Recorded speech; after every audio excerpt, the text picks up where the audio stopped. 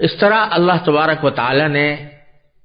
ایاک نعبد کے بعد ایاک نستعین کہہ کر ہم جیسے کمزور مسلمانوں کو ایک تسلی کا بڑا عظیم راستہ بھی دیا ہے، اور وہ تسلی اس طرح کہ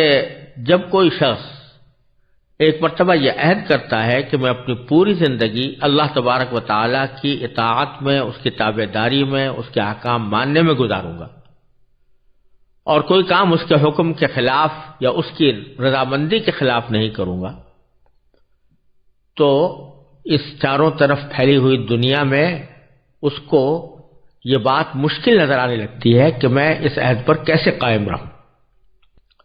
خاص طور سے آج کے زمانے میں لوگوں کے دلوں میں یہ خیال پیدا ہوتا ہے کہ ہم کہنے کو تو کہہ دیں کہ ہم مسلمان ہیں، اور مسلمان ہونے کے ناطے ہمارے ذمہ ضروری ہے کہ اسلام کے تمام احکام پر عمل کریں اور ہر طرح کے گناہوں سے بچیں، لیکن ہم جس معاشرے میں جی رہے ہیں اور جس دنیا کے اندر ہمارا گزر ہو رہا ہے،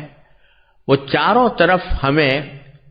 بسا اوقات اللہ تعالیٰ کی نافرمانی کی دعوت دیتی ہے، گناہوں کی دعوت دیتی ہے۔ خود ہمارے اندر ہماری نفسانی خواہشات ہمیں گناہوں کی طرف بلاتی ہیں، شیطان ہمیں گناہوں کی دعوت دیتا ہے۔ یہ تمام محرکات ہمارے سامنے ہیں، اور ان محرکات کے درمیان ہمارا چھوٹا سا وجود ہے اور چھوٹا سا ارادہ ہے، تو اس ارادے کو تکمیل تک پہنچانا ان موجودہ حالات میں بڑا مشکل لگتا ہے۔ اکثر و بیشتر ہمارے دلوں میں یہ خیال پیدا ہوتے لگتے ہیں کہ جن گناہوں سے مثلا بچنے کا ہمیں حکم دیا گیا ہے ان سے ہم کیسے بچیں، چاروں طرف ان کی آگ لگی ہوئی ہے، چاروں طرف ماحول اس کی طرف دعوت دے رہا ہے، خود ہماری نفسانی خواہشات ہمیں مجبور کر رہی ہیں، تو ہم کیسے اپنے آپ کو ان گناہوں سے بچا سکتے ہیں اور اللہ تعالیٰ کی تابعداری کے اقرار پر پوری طرح عمل درآمد کس طرح کر سکتے ہیں؟ تو ایاک نعبد کے فوراً بعد اللہ تبارک و تعالیٰ نے ایاک نستعین فرما کر ایک عظیم تسلی کا راستہ پیدا فرما دیا کہ ٹھیک ہے، اگر تمہیں ہمارے احکام پر عمل کرنے میں دشواری پیش آ رہی ہے اور تمہیں ماحول کی وجہ سے یا اپنی نفسانی خواہشات کی وجہ سے یا شیطان کے بہکانے کی وجہ سے نافرمانی کے تقاضے تمہارے دل میں پیدا ہو رہے ہیں،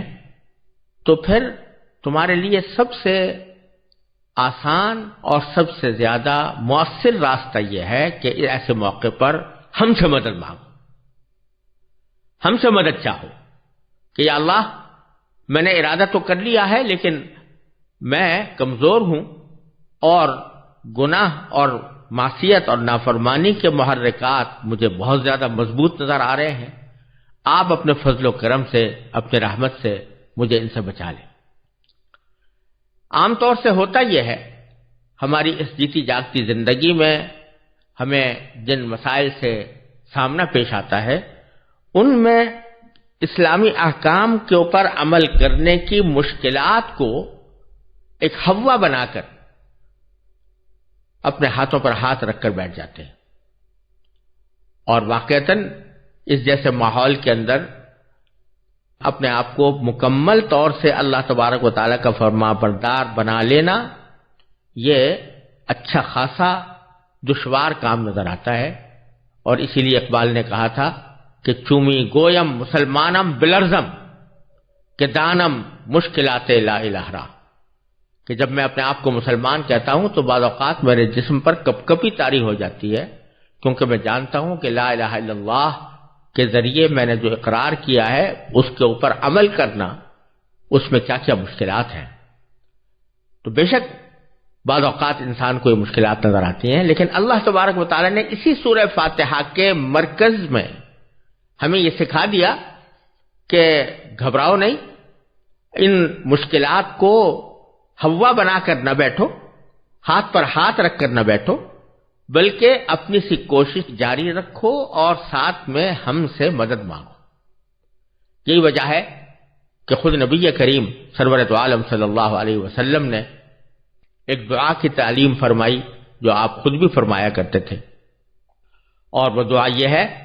کہ اللہم ان قلوبنا و نواسینا و جوارحنا بیدک لم تملکنا منہا شیئا فاذا فعلت ذلک بنا فکن انت ولینا واہدنا الی سواء السبیل، کہ اللہ یہ ہماری پیشانیاں، یہ ہمارے اعضاء و جوارح، ہمارے دل، یہ سب کچھ آپ کے قبضہ قدرت میں ہے. آپ اگر چاہیں تو ان کا رخ اپنے راستے کی طرف موڑ سکتے ہیں. لہذا جب آپ نے یہ ساری چیزیں اپنے قبضہ قدرت میں رکھی ہوئی ہیں تو پھر آپ ہی ہمارے کارساز بن جائیے اور آپ ہی ہمارے ان اعضاء کا رخ اپنی رضامندی کے کاموں کی طرف موڑ دیجیے اور ہمیں سیدھے راستے کی ہدایت دے دیجیے. ایک اور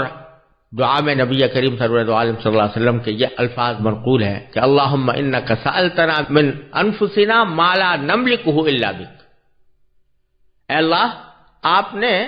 ہم سے ہمارے جسم کی ایسے اعمال ہم سے طلب فرمائے ہیں کہ جن پر ہمیں آپ کی توفیق کے بغیر قدرت حاصل نہیں ہو سکتی. فَأَعْطِنَا مِنْهَا مَا يُرْضِيكَ عَنَّا،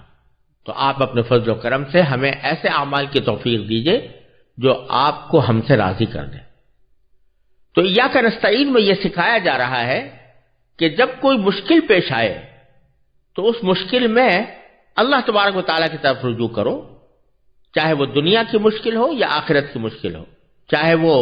دنیاوی کاموں سے متعلق ہو یا اسلام پر اور اسلام کے احکام پر عمل کرنے سے متعلق ہو. ہماری طرف رجوع کرو، ہم سے مانگو. اگر کوئی شخص ساری زندگی مشکلات کا ہوا ذہن پر سوار کر کے بیٹھا رہے اور اللہ تعالیٰ سے رجوع نہ کرے، اللہ تعالیٰ سے مانگے نہیں، تو اس کا نتیجہ یہ ہوگا کہ آخرت میں وہ کوئی اپنے بدعمالیوں کا مناسب جواب نہیں دے پائے گا. لیکن اگر ایک بندہ ہر مرحلے پر اللہ تبارک و تعالیٰ سے مانگ رہا ہے کہ یا اللہ میں فلاں کام میں پھنسا ہوا ہوں لیکن نکلنا چاہتا ہوں، کوشش کر رہا ہوں، لیکن کوشش میری اس وقت تک کامیاب نہیں ہو سکتی جب تک کہ آپ کی مدد اور آپ کی توفیق شامل نہ ہو، تو پھر کم از کم وہ اللہ تبارک و تعالیٰ کی بارگاہ میں یہ عذر پیش کرنے کے قابل ہوگا کہ یا اللہ میں نے تو آپ سے مانگا تھا اور آپ سے ہدایت طلب کی تھی، تو اس واسطے آپ مجھ پر کرم فرمائیے، اور یقین ہے کہ اللہ تبارک و تعالیٰ وہ کرم ضرور فرمائیں گے. چنانچہ اس ایاک نستعین کے بعد آگے کی جو 3 آیتیں ہیں ان میں اللہ تبارک و تعالیٰ نے ایک بڑی ہی جامع دعا بندے کو سکھائی ہے کہ اہدنا الصراط المستقیم صراط الذین انعمت علیہم غیر المغضوب علیہم ولا الضالین، کہ اے اللہ ہمیں سیدھے راستے کی ہدایت عطا فرما، ان لوگوں کے راستے کی جن پر تو نے انعام کیا ہے، نہ کہ ان لوگوں کے راستے کی جن پر غضب نازل ہوا ہے، اور نہ ان کے راستے کی جو بھٹکے ہوئے ہیں. اب ان 3 آیتوں میں سے پہلی آیت تو در حقیقت جامع دعا ہے، اہدنا الصراط المستقیم، اے اللہ ہمیں سیدھے راستے کی ہدایت عطا فرما. پھر اگلی آیت میں اس راستے کی تعریف کی گئی ہے کہ وہ راستہ کس قسم کا ہے اور کیسے حاصل کیا جا سکتا ہے. اور تیسری آیت میں یہ بتایا گیا ہے کہ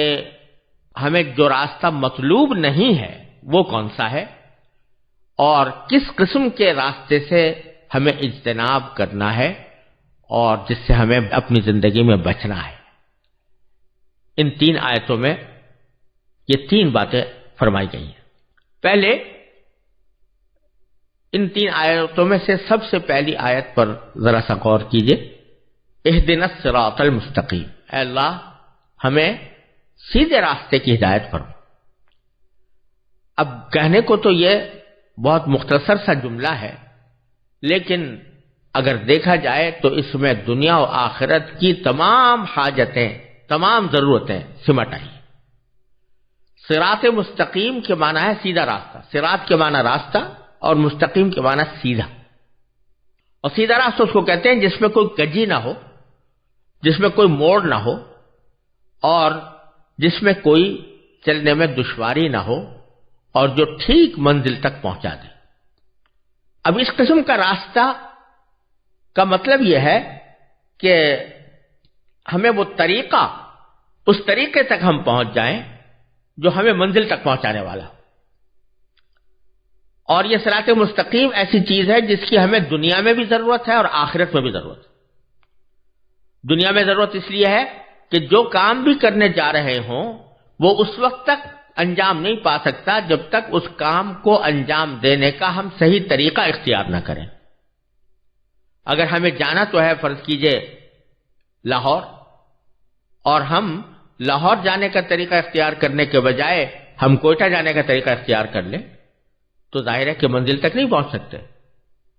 اسی طرح ہمیں علاج تو کرنا ہے فرض کیجئے بخار کا،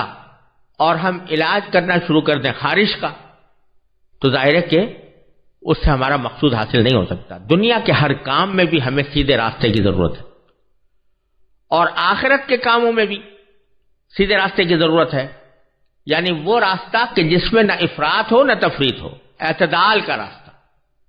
وہ راستہ جو اللہ تبارک و تعالی نے کامیابی کے لیے ہمارے واسطے متعین فرمایا ہے، اور جس کی نبی کریم سرور دو عالم صلی اللہ علیہ وسلم نے ہمیں ہدایت فرمائی ہے، اس کی رہنمائی فرمائی ہے۔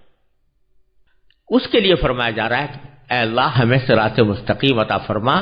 دنیا میں بھی اور آخرت میں بھی۔ یہاں ایک بات اور قابل ذکر بھی ہے اور قابل غور بھی، کہ ہدایت جب کہتے ہیں تو اس کے لفظی ترجمہ اردو میں عام طور سے رہنمائی سے کیا جاتا ہے۔ ہدایت کے معنی یہ ہے کہ ہمیں رہنمائی کر دیجئے سیدھے راستے کی، لیکن عربی زبان میں ہدایت کے دو مختلف معنی ہیں، اور کبھی وہ ایک معنی میں استعمال ہوتا ہے، کبھی دوسرے معنی میں استعمال ہوتا ہے۔ ایک معنی تو ہدایت کے یہ ہے کہ فرض کیجئے ایک شخص آپ سے کسی منزل پر جانے کا پتہ پوچھ رہا ہے، تو آپ اس کو وہاں تک پہنچنے کا راستہ زبانی طور پر بتا دیتے ہیں کہ تم یہاں سے مثلا یہ سیدھی سڑک ہے، اس کے اوپر جانا، اور اتنی دور چلنے کے بعد دائیں طرف مڑ جانا، اور پھر کچھ دیر چلنے کے بعد بائیں طرف مڑ جانا، تو فلاں جگہ پہنچ کر تمہاری منزل آ جائے گی۔ آپ نے زبانی طور پر اس کو بتا دیا۔ اب یہ اس کا کام ہے کہ جو کچھ آپ نے زبانی بتایا ہے وہ اس پر عمل کر کے منزل تک پہنچے۔ ایک تو رہنمائی اور ہدایت یہ ہے، اور دوسری قسم ہدایت کی یہ ہے کہ جو شخص آپ سے پتہ پوچھ رہا ہے اس کو پہلے زبانی طور پر آپ پتہ نہیں سمجھاتے، بلکہ سامعی طور پر سمجھانے کے ساتھ ساتھ اس کا ہاتھ پکڑ کر آپ لے چلتے ہیں اور کہتے ہیں میرے ساتھ آؤ، اور اپنے ساتھ ہاتھ پکڑ کر اسی راستے کو قطع کرا کے جس منزل تک اسے پہنچنا ہے وہاں لے جا کر کھڑا کر دیتے ہیں کہ لو بھائی یہ تمہاری منزل آ گئی۔ اس کو بھی ہدایت کہتے ہیں۔ تو قرآن کریم میں پہلے معنی کی ہدایت کبھی کئی جگہ ذکر آیا ہے، اور دوسرے معنی کی ہدایت کبھی کئی جگہ ذکر آیا ہے، اور دونوں میں عربی زبان کے لحاظ سے فرق یہ ہوتا ہے کہ اگر ہدایت کے لفظ کے ساتھ الہ کا لفظ آ جاتا ہے تو پھر اس صورت میں ہدایت کے پہلے معنی مراد ہوتے ہیں۔ یعنی اگر یوں کہا جاتا کہ اہدنا الی الصراط المستقیم، تو اس کے معنی یہ ہوتے ہیں کہ اللہ ہمیں راستہ بتا دیجئے، زبانی طور پر بتا دیجئے کہ راستہ کس طرح ہوگا اور کہاں کس راستے سے ہم منزل تک پہنچیں گے۔ لیکن اگر بیچ میں الہ نہ ہو بلکہ براہ راست کہہ دیا جائے ہدایت کے بعد دو مفعول آ جائیں تو اس میں ہدایت کے دوسرے معنی مراد ہوتے ہیں، یعنی ہمیں پکڑ کر لے جائیں اس جگہ تک۔ تو اللہ تبارک و تعالی نے یہاں